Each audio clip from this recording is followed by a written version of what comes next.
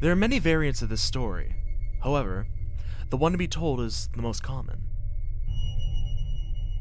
Deep in the woods near Blackville, New Brunswick, there were the remnants of an old loggers camp that runs along the Dungarvon River. Back when the camp was still functional, there was a cook by the name of Ryan, who prepared food for the loggers. However, he was quite different from them. So, while the loggers were busy spending their money, drinking, and gambling their nights away, Ryan chose to save his wages in a money belt around his waist, which he was saving for his poor sick mother. Daily, Ryan would call the loggers to breakfast by making a whooping sound. It was loud and heavy, and the loggers always came running. For lunch, he'd pack them bread and salt pork. At night, he'd call them again for dinner. It was routine for a long while, and the loggers were content with it. So, it was odd on the one day when they did not hear Ryan call for them for dinner. Their worst fears were confirmed upon re-entering the camp late that evening to see Ryan's lifeless body on the floor, with his money belt missing.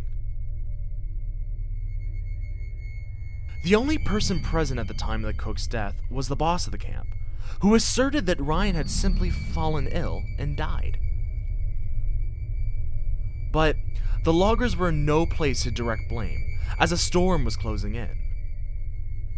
And so, they buried Ryan in a shallow grave. That night, the loggers were cooped in together, trying to sleep, when they heard a familiar sound.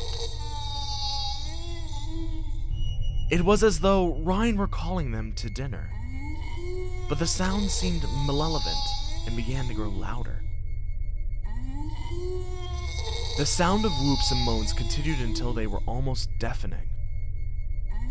The loggers couldn't sleep.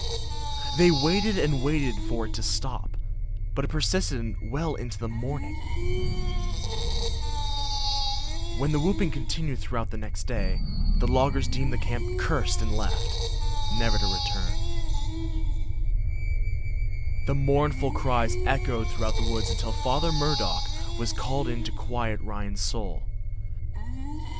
And though the priest said the appropriate rites and blessed the land, it is said that he only quieted the spirit, but not completely.